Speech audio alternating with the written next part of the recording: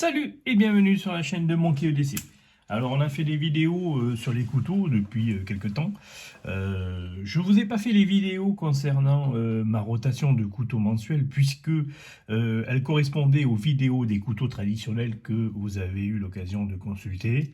Pendant ces 2 mois, j'ai utilisé essentiellement ces couteaux-là, les couteaux traditionnels. D'ailleurs, sûrement aujourd'hui, j'ai aussi un couteau traditionnel. Donc on va maintenant revenir sur une vidéo qui vous tient plus ou moins à cœur. Vous avez été quelques-uns à m'en parler, à me dire mais bon, c'est sympa de parler de couteaux et tout ça, mais Monkey EDC c'est une chaîne de EDC à la base, et effectivement vous avez tout à fait raison. Donc on va se plier à l'exercice de la vidéo traditionnelle, saisonnière, tout comme la haute couture, des saisons et des EDC qui correspondent. Donc là, on est en automne et mon EDC a évolué par rapport à l'été. L'été, si vous aviez vu la vidéo précédente concernant l'EDC printemps-été, où je suis plus sur des sacs slim, des sacs bandoulières, des sacs bananes, voilà, des choses comme ça, des besaces. En hiver, j'ai évolué un petit peu, bien sûr, puisque le climat il joue et tout ça. Donc il évolue. On va voir ensemble dans le détail. Donc niveau 1 et niveau 2, pour ceux qui savent ce que c'est. Pour les autres, je vous laisse vous référer aux vidéos précédentes, vous comprendrez le principe des niveaux. Niveau 1, niveau 2, ce que je porte pour l'automne et peut-être l'hiver, pourquoi pas. Avec bien sûr quelques variantes. Allez, c'est parti, on va voir ça ensemble.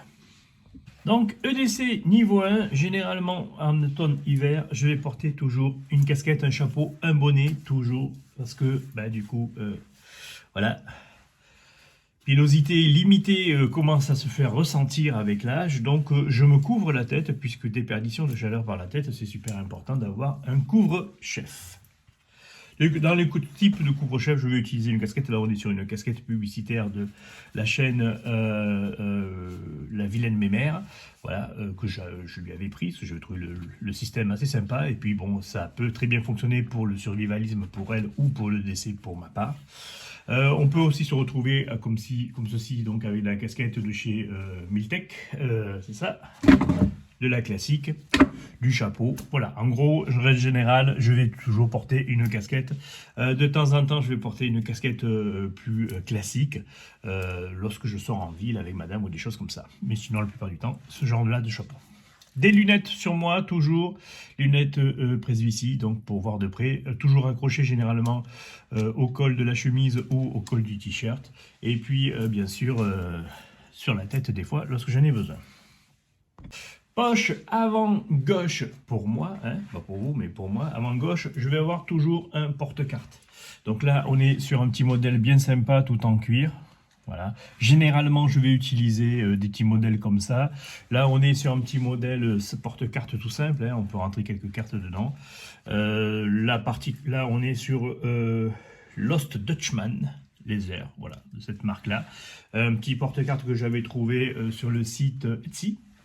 On va retrouver bien sûr celui-là que vous connaissez, j'avais déjà fait une vidéo dessus, un super artisan qui fabrique des petits porte-cartes comme ça à l'américaine, puisque c'est une forte tendance américaine de porter ce genre de petites porte-cartes comme ça en cuir minimaliste. Là, c'est une société de Toulouse, je crois, qui fabrique ça, si je me rappelle bien. Je vous mettrai bien sûr le lien en description si ça vous intéresse. Allez, je crois qu'on était sur Naturabuy ou Etsy ou un truc comme ça. À jeter un coup d'œil dessus. Et après, je vais varier dans ce genre-là. Donc là, on est sur du Gusty Leather. Vous savez très bien que Gusty Leather, j'ai toujours eu un faible pour eux. On va retrouver ici Crazy Horse. Voilà, joli petit porte-carte en cuir de chez Crazy Horse aussi. Du classique de chez Amazon, plutôt de bonne qualité d'ailleurs. J'ai été assez surpris par la qualité de ce genre de produit-là. Et même chose là, on est sur un site... et j'arrive pas à voir, mais voilà. Donc même chose, minimaliste, en cuir. Toujours de bonne qualité. Et pour un prix très intéressant, c'est ça qui est super sympathique. C'est d'ailleurs le concept de la chaîne. Partie gauche, donc toujours de la poche à l'avant, une lampe torche. toujours une lampe torche sur moi. Les modèles peuvent varier, mais en ce moment, je suis avec Sofirn. Voilà, là, on est sur la petite Sofirn. Alors là, je vais vous dire ça, il me faut bien sûr les binocles. On est sur la SP10 Pro. Voilà, un petit modèle en pile double A. Moi, à l'intérieur, j'y ai mis des accus rechargeables que vous pouvez trouver facilement pour quelques euros. C'est l'avantage, c'est que vous les rechargez tout, puis ça évite d'aller se taper à chaque fois pour aller jeter les piles. Là, on est donc sur de la Sofirn aussi au niveau de l'accu rechargeable. C'était fourni avec. Vous le trouvez facilement sur le site Amazon. On est sur un produit qui dépasse pas les 22 euros, ce qui est super intéressant. On est bien moins cher qu'une Olight, bien sûr, pour un gabarit équivalent du fonctionnement du même principe. On est sur 4 modes, le low, le medium, le high, et puis un strobo dessus, ce qui est super sympa. Bonne autonomie, vraiment pour de l'EDC juste à point, comme ça, éclairé, c'est vraiment quelque chose de pratique avoir une lampe torche, surtout avec les jours qui rétrécissent, ça devient de plus en plus nécessaire. Moi qui vis par exemple en campagne, j'ai toujours besoin d'une lampe torche. Et puis l'économie énergétique faisant, par exemple au boulot, moi quand je sors le soir, ils ont éteint les lumières. Voilà, c'est normal. Donc j'ai besoin d'éclairer, on ne sait jamais. Au niveau de la poche maintenant, avant droite, on va avoir donc toujours un couteau au fond de la poche. Un couteau essentiellement un couteau alimentaire. Dans ce moment, je tourne avec ce couteau de la marque Perceval. Voilà, c'est le français, c'est son nom.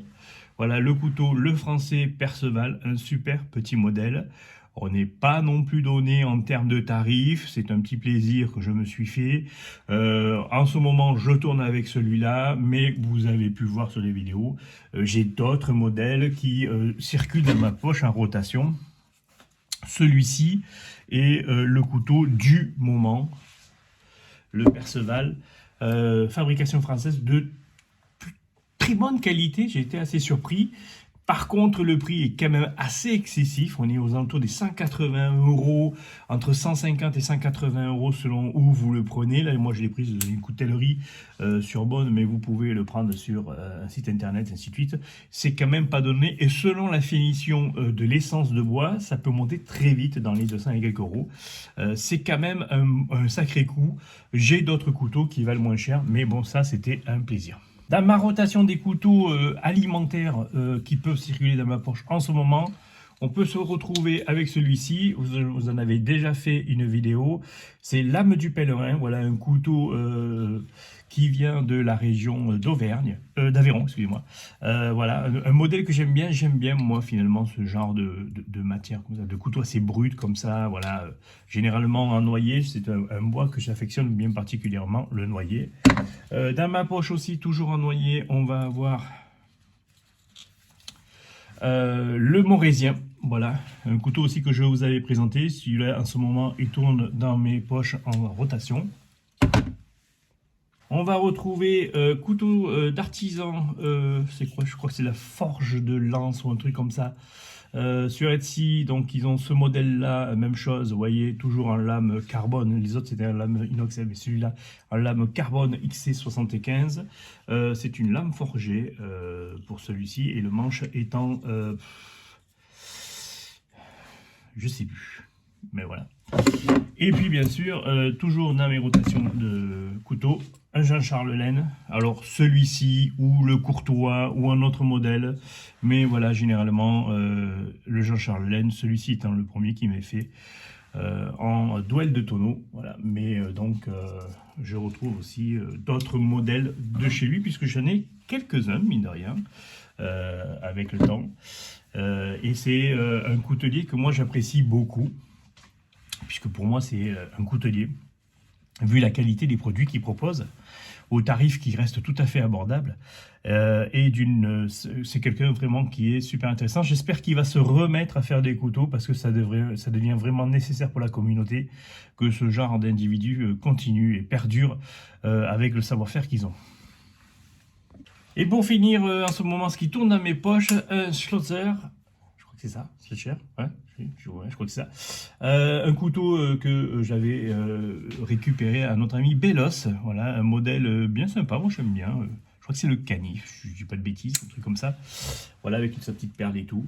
Voilà un petit modèle que j'utilise pour la table. Là, ce sont essentiellement que les couteaux de table.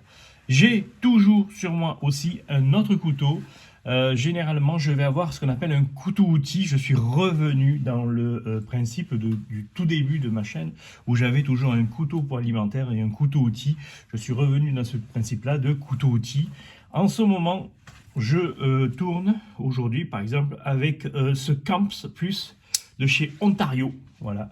Un modèle bien sympathique qui existe en différentes couleurs. Vous le trouvez généralement sur la coutellerie Tourangelle. On est à 15 € le couteau, hors frais bien sûr de livraison. Il faut quand même compter les frais de livraison. C'est-à-dire que pour le prix de un peu moins d'un canard, on a un modèle de chez Ontario avec un blocage bac comme le canard. Qualité donc de manche FRN, là, cette matière plastique, classique. On va avoir un clip poche profond. Voilà, il existe en différentes couleurs, lame noire ou lame normale. Un modèle bien sympa, moi j'apprécie beaucoup. Il y a un slide dessus, une coupe qui est vraiment phénoménale pour cet acier. On est sur du 420, hein, mais c'est du 420 un petit peu comme chez Case ou comme chez Buck, un 420 qui a été un petit peu traité et qui en fait vraiment quelque chose de super intéressant. Comme quoi finalement, on n'a pas besoin d'acier de l'espace pour avoir des couteaux utiles qui fonctionnent correctement. Et pour 15 balles, il n'y a pas photo, quoi, je veux dire, c'est le genre de modèle parfait, quoi. Si vous avez une bonne vue, vous voyez derrière donc toute la rotation des couteaux, généralement outils que je vais utiliser. On va se retrouver avec du Benchmade, on va se retrouver avec du Spyderco, on va avoir du Kershaw, on va avoir de l'Ontario encore, voilà, on va se retrouver avec du Worsted aussi de chez modèle de chez Worsted, voilà. Différents couteaux, voilà, selon mon humeur, le matin je me lève, je fais le petit tour dans mon petit bureau là, et je pioche à gauche, à droite ce dont j'ai besoin pour la journée ou ce dont j'ai envie de porter avec moi. Toujours poche arrière droite, enfin avant droite je veux dire, un Sharpie. Sharpie avec un petit peu de tape électricien autour. Voilà, si ce n'est que parce que tout simplement j'ai besoin d'un Sharpie puisque je travaille dans le médical pour ceux qui le savent. Et puis écrire sur des supports en plastique c'est super pratique avec un Sharpie. Voilà pourquoi j'utilise la plupart du temps un Sharpie sur moi, boulot ou pas boulot. J'utilise toujours un Sharpie pour le bricolage, pour quoi que ce soit. Un petit Sharpie avec un petit peu de tape électricien. Ça permet tout simplement, la dernière fois je me suis taillé un bout de sparadrap, enfin un bout de gaz avec un bout de scotch dessus pour le tenir. Ça tient le temps d'arriver à trouver quelque chose pour se soigner plus correctement. Voilà, ça a des multiples fonctions, le scotch électricien. Attacher, retenir, enfin ainsi de suite, c'est vraiment pratique. Mon père avait toujours sur ses briquets un petit peu de tape électricien autour, c'est vraiment quelque chose qu'il utilisait au quotidien et j'ai gardé cette habitude là puisque je l'ai vu faire et c'est vrai que il y a une utilisation phénoménale. Vous pouvez même faire un départ de feu avec ça, c'est fantastique quoi. Voilà. Toujours dans la poche avant droite, dans la petite poche monnaie, je vais avoir un briquet. Là, on est sur du clipper classique. Hein. J'ai acheté un lot de clippers, comme ils sont tous là-haut. Là, vous pouvez les voir là. Un paquet de clippers, donc j'ai des clippers. Un stylo. En ce moment, je trouve sur ce petit stylo de chez Fisher Spence. Non, ça c'est Raytorin, voilà, de chez Raytorin. Voilà, stylo télescopique que j'ai trouvé sur le comptoir américain, le site Le Comptoir Américain, qui font pour quelques euros, je crois que c'est 5 ou 6 euros, le modèle j'en ai pris 2 ou 3. Voilà, des petits stylos comme ça, bien sympathiques, à utiliser dans la petite poche. Je vais avoir aussi toujours une paire de AirPods Pro.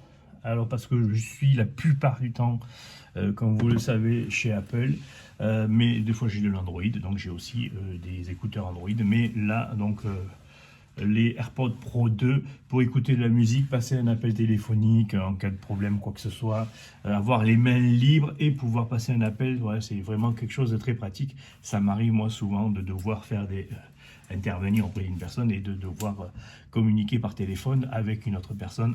C'est pour ça que j'ai ce genre de produit sur moi.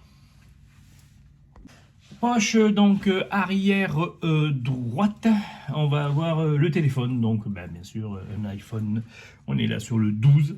Je vais pas upgrader vers le modèle 14 ou ainsi de suite, je suis pas, même si j'apprécie beaucoup Apple, je ne suis pas non plus un fan Apple pour pouvoir changer de téléphone toutes les années à chaque fois qu'ils font une mise à jour. Généralement je saute 2 ou 3 génération pour passer sur un modèle en dessus, et essentiellement je ne pratique que du reconditionné, puisque pour moi ça reste le plus propre pour la planète d'utiliser du reconditionné. Donc et en plus ça a un coût d'achat qui est super intéressant, utiliser du reconditionné. D'ailleurs généralement dans toute la famille nous utilisons nos appareils électroniques comme ça, téléphone, ainsi de suite, ou même des fois les montres en reconditionné. Accroché donc au passant de la ceinture généralement les clés de la bagnole, avec toujours un petit SD dessus. À un moment donné j'y mettais une petite lampe torche aussi, mais après ça faisait un petit peu beaucoup doublon, puisque j'en ai aussi sur les clés de la maison, une petite lampe torche, donc j'utilise pas systématiquement une lampe torche sur les clés. Donc un petit SD qui me suit depuis longtemps, depuis très longtemps. J'ai toujours eu un petit Victorinox accroché aux clés pour les divers avantages que ça peut avoir. Clé de maison à part, là généralement c'est dans la veste, ainsi de suite, mais bon ça reste de niveau 1. Avec elle là par contre une petite loupiote de chez Amazon, un petit modèle tout simple qui ressemble fortement au Revivon, mais ce n'est pas une Revivon ni une Nightcore d'ailleurs, mais qui est un produit qui m'a assez surpris, avec plusieurs modes, et puis particulièrement voilà un mode qui permet d'éclairer, vous voyez, ici la partie là, donc vous avez une lumière blanche, vous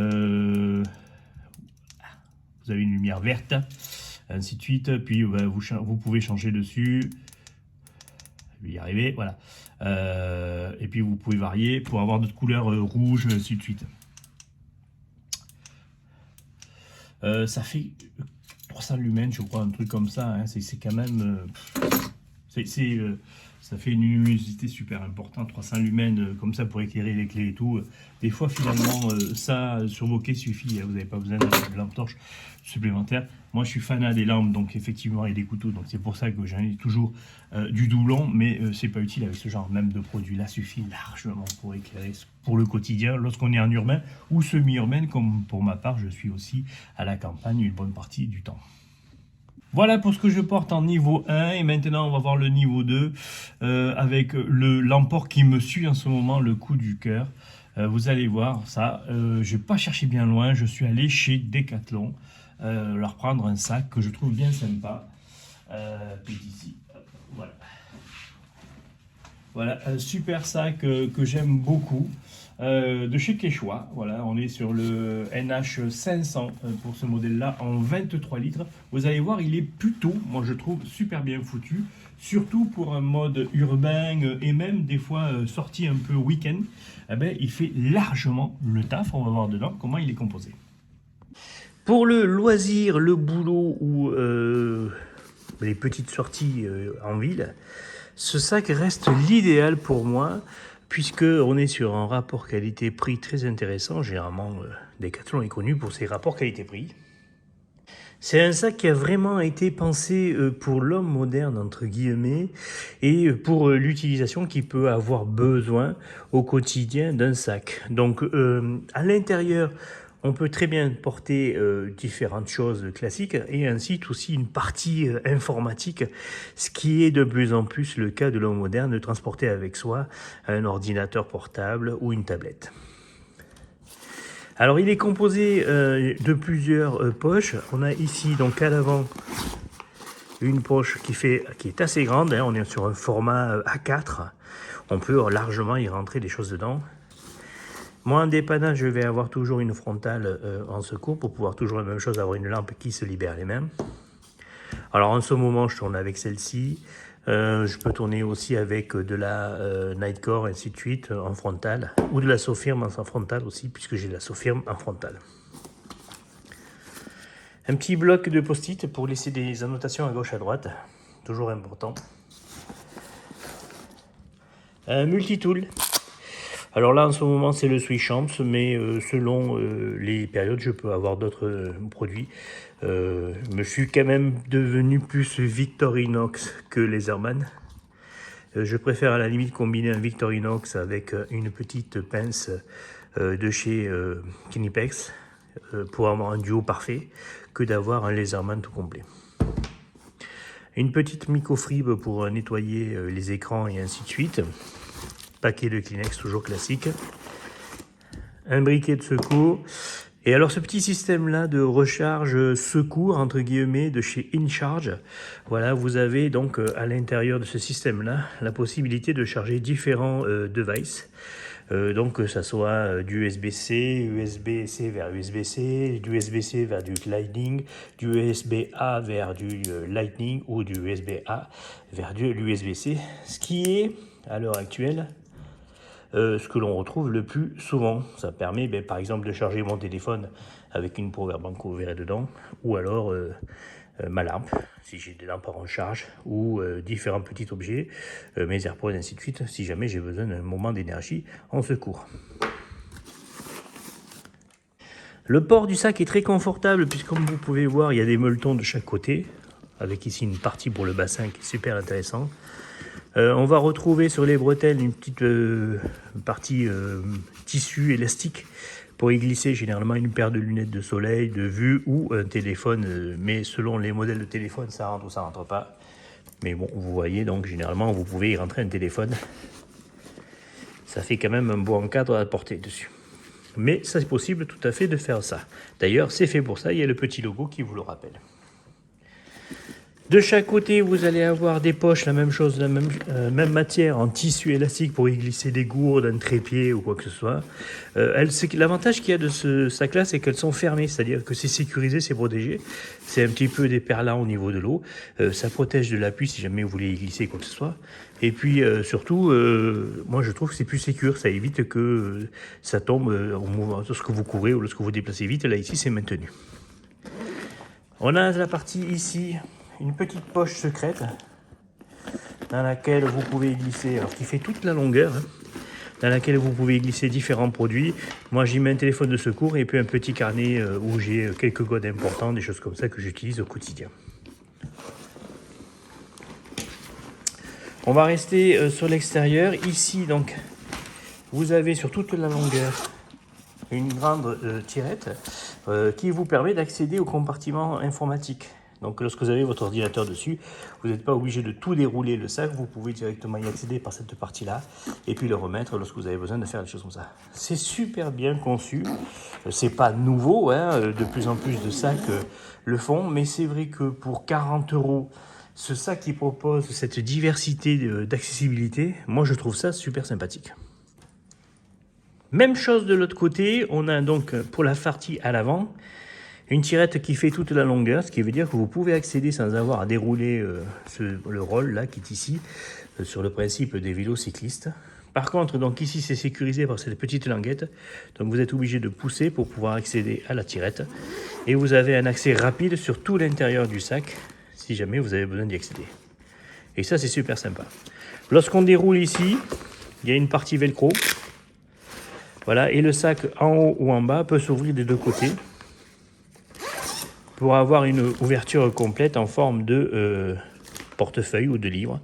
Voilà, vous avez un accès rapide et une vue rapide sur l'intérieur du sac. C'est super sympathique. C'est composé donc avec différentes poches. On a ici une grande poche mèche. On va avoir ici une petite poche mèche qui n'est pas fermée. Deux passants pour mettre des stylos. Une poche, hop là, reste avec moi toi. Ici, donc une poche sécurisée dans laquelle vous retrouvez un petit dragonnette pour y mettre des clés.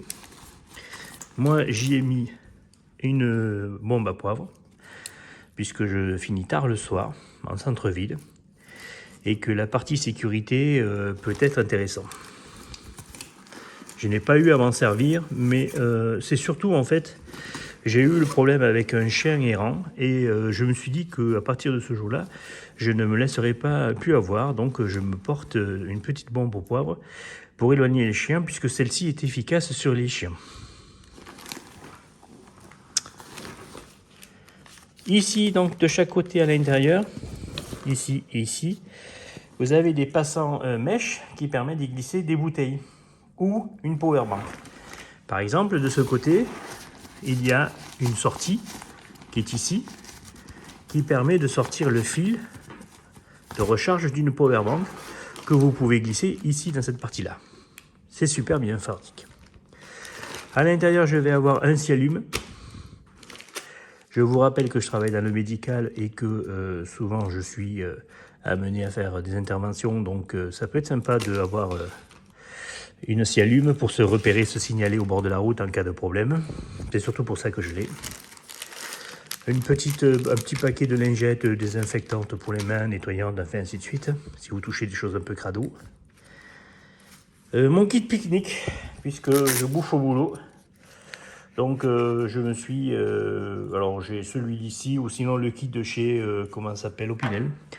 Mais j'aime bien celui-là aussi, voilà.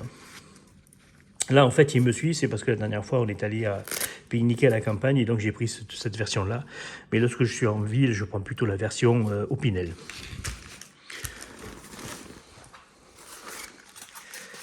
Ou alors cette genre de version-là, qui est une version plus civilisée aussi, voilà, puisque celle-ci reste demeure.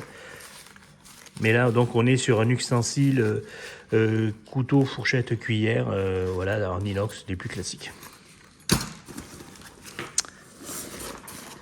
Toujours sur moi un kit bobo un peu complet. Là, on est avec une couverture de survie. C'est le kit bobo, enfin le sac a été acheté chez donc de la marque McLean, donc les plus classiques. Hein. Par contre, l'intérieur a été réassorti depuis le temps.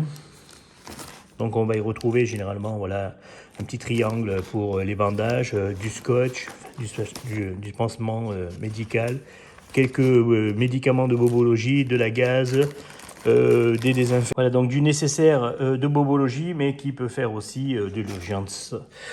Pour les petites urgences du quotidien, ça peut aussi très bien fonctionner. Disons qu'il est équipé pour ça. Ici, au bout d'une tirette, un accès rapide, un sifflet de secours. Même en ville, même chose, signaler est important en cas de quoi que ce soit.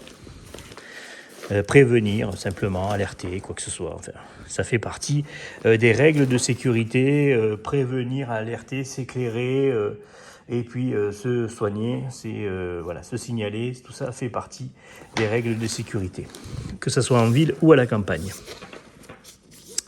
Comme vous pouvez voir, donc vous avez l'accès ici au, comment ça s'appelle, à la partie ordinateur. Comme vous pouvez voir, il y a une super mousse, c'est super bien amorti, il n'y a pas de problème de ce côté-là. Dans la partie mèche en haut, je ne vous ai pas montré, mais je vais avoir tout ce qui est le kit électrique. Donc chargeur d'Apple Watch, des AirPods de sécurité, un petit chargeur, une batterie powerbank, MagSafe de chez Anker, un petit chargeur de chez Anker, charge rapide. Voilà, de la charge pour l'utilisation d'un homme moderne avec tous ces appareils électroniques du quotidien.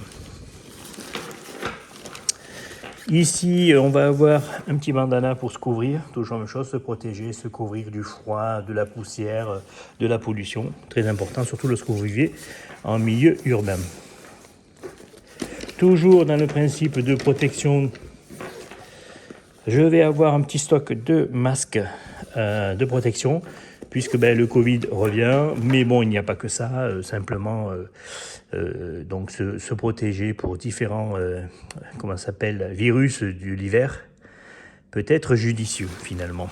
Les Asiatiques ont souvent raison de se protéger le visage et la bouche, les voies respiratoires, lorsque ils sont sujets à des différents petits maux du quotidien, et ça évite la propagation des virus, gastroentérite et compagnie. C'est vrai que c'est super sympa finalement. On est on est un pays qui s'y est mis très tard, ce qui est dommage, puisque le Covid nous a obligés à le faire, mais c'est vrai que c'est un réflexe que moi j'ai gardé et que en travaillant dans le médical, j'ai compris et j'applique vraiment au quotidien. Plus l'hiver, c'est vrai, que l'été. Parce que l'hiver, il y a plus de microbes, enfin disons que plus de microbes de voie respiratoire que l'été, mais pas que, donc c'est vrai que ça a diverses utilités et c'est super pratique d'en avoir.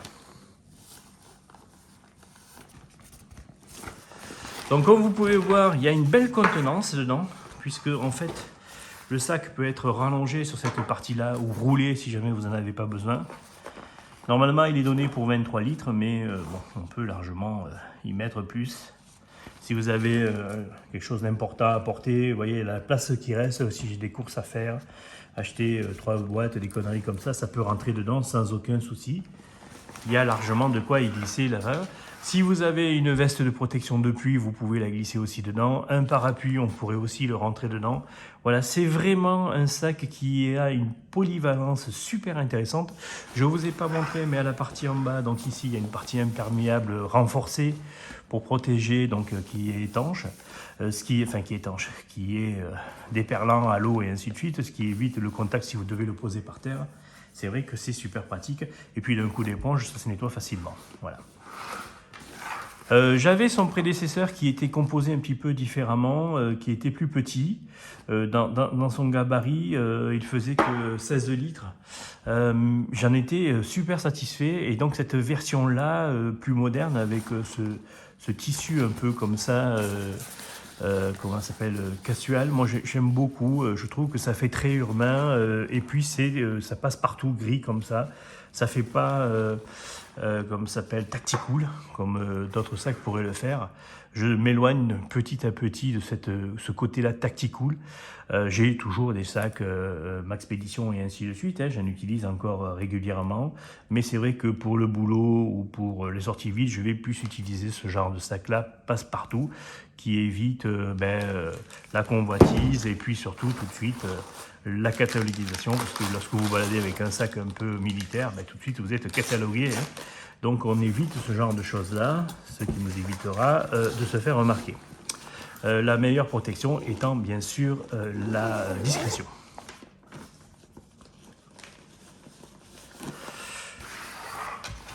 Donc je crois que je vous l'ai dit, mais donc on est à 40 € pour ce litrage-là. Il monte un petit peu plus cher, je crois qu'on est à 50 ou 60 € pour un litrage en 32 litres. Honnêtement, j'ai pas essayé le 32 litres, mais moi, le 23 litres, là, ça suffit largement pour une utilisation à la journée, voire même pour un petit départ en week-end. Vous pouvez très bien y glisser une trousse de toilette, un caleçon de rechange, une paire de chaussettes, un t-shirt. Voilà, ça fonctionne très bien, ça peut très bien largement suffire pour une sortie week-end.